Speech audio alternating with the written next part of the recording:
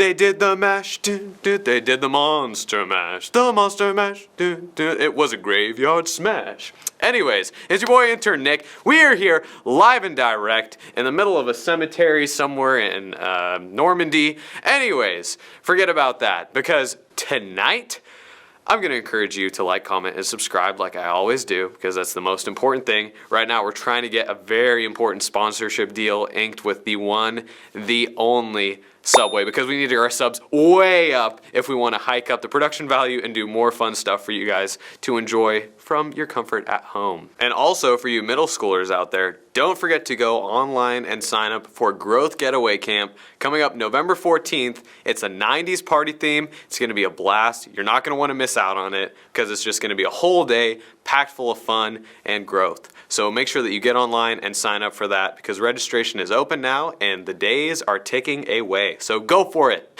Now that that's out of the way, we're going to get into a ghoulish game for you.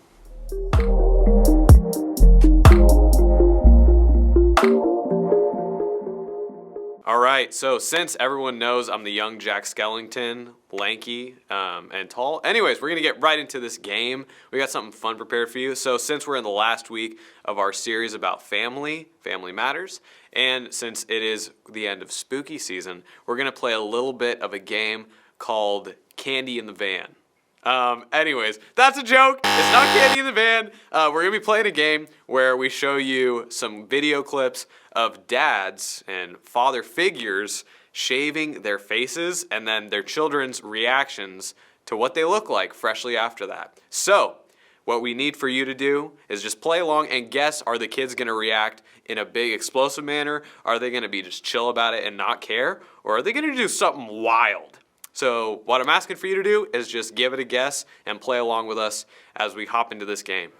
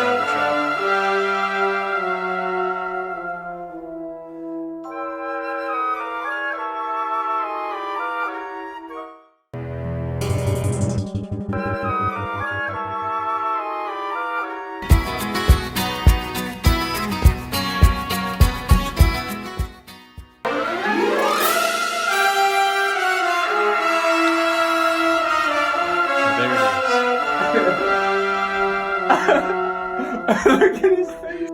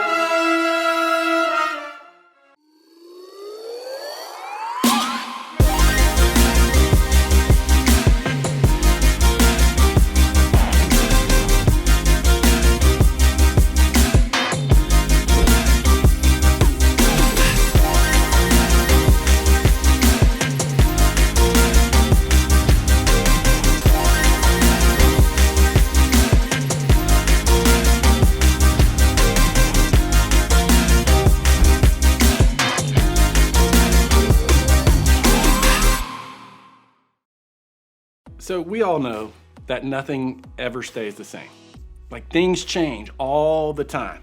And a lot of the change we experience in life is good and it's totally expected. Like how we expect winter to change to spring, all right? Totally expected, that's a great thing. Summer changes to fall. We expect our appearance to change as we grow and we get older. Literally no one I know is surprised that they look different now compared to how they looked back in elementary school. And no one expects to look at 80 like they do right now, unless major plastic surgery and more power to you. But there are other types of change we experience that are unexpected. Change that can feel like it comes out of nowhere. And for many people, the unexpected changes in life are a lot more difficult to deal with. And maybe you've had a friendship that changed. You had a friendship that was close, and then someone you counted on and someone you trusted, but now that friendship is no longer what it was. Something happened, something changed, and now you don't know if that friendship will ever be the same. Maybe it was a group of friends that changed.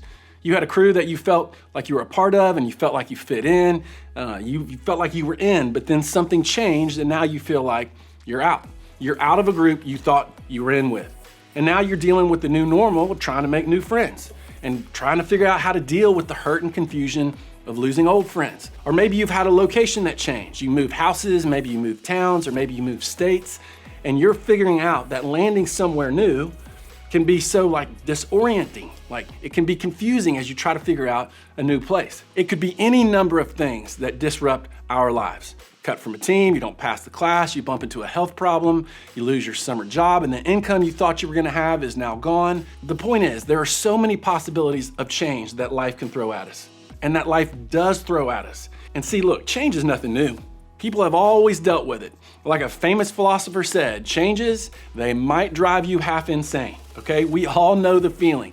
It doesn't matter how old you are, how much money you have, where you live, if you're famous or not, change affects all of us. And because of that, we need some sense of stability, something that stays the same no matter what. Some place or some person or some group that we know will be there for us when nothing else feels secure. And for many of us, we have always considered family to be that thing for us. For others, family has never been that safe or secure place.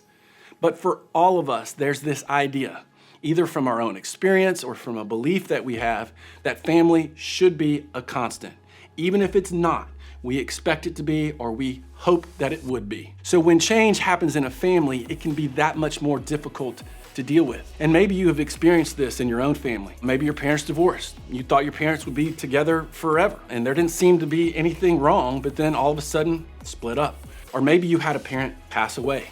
And whether it was expected because of an illness or totally unexpected, there is no preparing for that kind of loss and that kind of change. Or maybe it wasn't as big of a change as those, but something smaller, like one of your parents got a new job and they had to move away for a while, or they traveled a lot. Now the routine of seeing your mom or your dad consistently has completely changed. Or maybe there was a new addition to your family. You got a new brother or baby sister, and the way you are now treated in the family is different. You're still loved, but you no longer get the attention you're used to getting. Maybe a sibling went away to college, and you're happy for them. And honestly, there's more peace in your house without them around. But the truth is, it changed the way your family used to work. And you missed the normalcy of the fighting over the bathroom and sharing clothes and arguing over who took out the trash last. And honestly, you just miss your sibling that went away to college. No matter what our experience is with change, something about it happening in our families makes it more difficult to deal with. So the question is, if avoiding change isn't possible, how do we get better at handling it? Is there a way to navigate change in our family so that it doesn't cause us to become bitter or cynical? How can we be best prepared for the inevitable changes that are coming when there's change in our family? Now, when you look at the Bible, you might be surprised to see that a lot of the writers were very helpful when it comes to talking about the inevitability of change in life. In fact, the writer of the Old Testament book Ecclesiastes, who many people believe was King Solomon, he had a lot of things to say. Solomon was an ancient king of Israel. He was said to be blessed by God with incredible wisdom, so much that he was known as the wisest man who ever lived. Now, I know what you're thinking. What does an ancient king from a place I've never been to, who is dead, have to say to me about change in my family? I'm glad you asked, because in this passage, Solomon's wisdom speaks to us right now. He is writing about the things he has seen happen to him and happen to people around him. He writes about life and death, the passage of time, suffering, wisdom, knowledge, and change. And this is what he says. There is a time for everything and a season for every activity under the heavens. A time to be born and a time to die. A time to plant and a time to uproot. A time to kill and a time to heal. A time to tear down and a time to build. A time to weep and a time to laugh. A time to mourn and a time to dance, a time to scatter stones and a time to gather them, a time to embrace and a time to refrain from embracing, a time to search and a time to give up, a time to keep and a time to throw away, a time to tear and a time to mend, a time to be silent and a time to speak, a time to love and a time to hate, a time for war and a time for peace. Woo, that is a mouthful, my friends. This passage reads kind of like poetry. And what Solomon is saying in this poetic way is, okay, everybody, you get ready because change is coming. Change is happening. There is a time for you to experience everything, and everything you experience will eventually pass. Nothing stays constant and nothing stays the same. Solomon is saying to all of us that this is the world we live in and we need to get used to it. And in some ways, that seems kind of depressing. See, I don't know about you, but I would love to hear that there is something I can do to make the change less painful.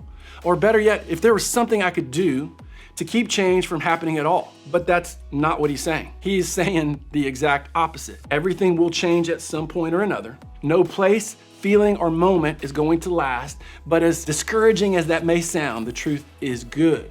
Knowing things will change, both in the world around us and with our family, it allows us to change the way we see it and treat it. Since fighting change and resisting it is pointless, we can change the way we approach it. It allows us to open our hands to know that whatever we are experiencing, both good and bad, it will change.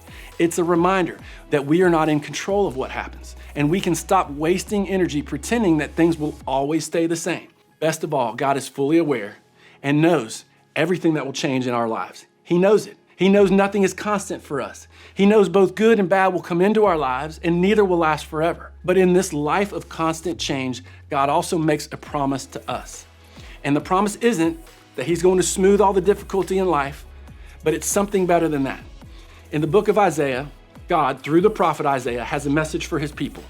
And not everyone agrees on when Isaiah was written, but most people do agree that this book was written around a time of trouble for Israel. They were either in captivity to Babylon or coming out of exile in Babylon. In other words, their world was falling apart. They had been forced to leave their homeland, live in a land with people who spoke a different language, worshiped different gods, and were hostile to their way of life. Everything that had felt safe and secure and stable all of a sudden wasn't. In other words, they're going through some incredible change. And God, speaking to his people, says this: when you pass through the waters, I will be with you. And when you pass through the rivers, they will not sweep over you. When you walk through the fire, you will not be burned. The flames will not set you ablaze. Now imagine the comfort that must have brought to the people who heard it. When everything around them was changing, God wasn't. The same is true for us. In every single season of change, and every single moment of change, he will be with us. He is walking through the difficulty with us. We are never alone. And God is never caught off guard by the changes. If God has promised to be with us, then that must be exactly what we need. It can be enough. So how do we prepare ourselves for the unavoidable change? Well, I think it starts by remembering these two things. Number one, that change will happen. And number two, God will be with us. As bad as it might feel sometimes, as difficult as change may seem, we don't have to be afraid of it. In fact, God can use it to grow us in ways we may have never expected. So remember this: when your family changes, your mindset matters. When your family changes, your mindset matters. When change comes along, try and think long term. Try to remember, God is going to do something with the change. However bad it feels right now, it doesn't stay that way forever. When we have a long-term view, we know that there's something after this. We may not see it yet, but that's okay. God isn't done. The uncertainty isn't the last word. And if you can begin to see change this way, you can see it as something that takes you somewhere. Something that takes you somewhere good, because change can be one of the things that causes us to grow and mature and become more of who God has designed us to be. Now, you may not see the purpose or the good in your current change at the current moment, but in the meantime, you can do something with it. You can use your season of change to go and help someone else. Instead of turning inward when something difficult is happening, get outside of yourself, go help someone else. Serving, caring about other people is one of the best ways to take control of what you can no longer control. And just know this, listen, if you're having an especially hard time dealing with a certain change in your life or in your family right now, it's completely understandable, and you should feel no shame in talking to somebody about it and asking somebody for help. A trusted adult, someone that you know cares about you, let them know what's going on in your heart, in your life. Because listen, without question, change is difficult. A new season, a new house, a new stepmom or stepdad, an unexpected loss, whatever it isn't easy. Especially with family, the place that feels like it should be safe and secure and constant in our lives. But my hope for you is that you learn to see it like Solomon did. Something that is going to happen and doesn't have to be bad. And more than that, that you would remember what Isaiah said about it, that no matter what, God is with us through this and in this. This week, I would love for you to be thinking about the ways you can see change differently. Spend time with some other people.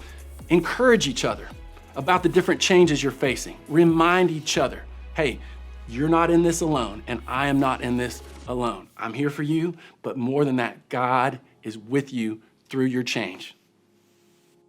All right, everyone. Yep, things change, people change, times change, seasons change. And you know what? We just have to be able to adapt and be ready for whatever is coming next, whatever's around the river bend, per se. And as the Halloween decorations get put away and the turkeys come out, the fall leaves fall, and the Christmas trees creep up upon us, I just pray that you would remain encouraged that there's always something good that can come out of change. So, thank you so much for tuning in. Also, don't forget to like, comment, and subscribe once again. And I hope that you have a blessed week, and we hope to see you online once again next week. So, this is Intern Nick signing out.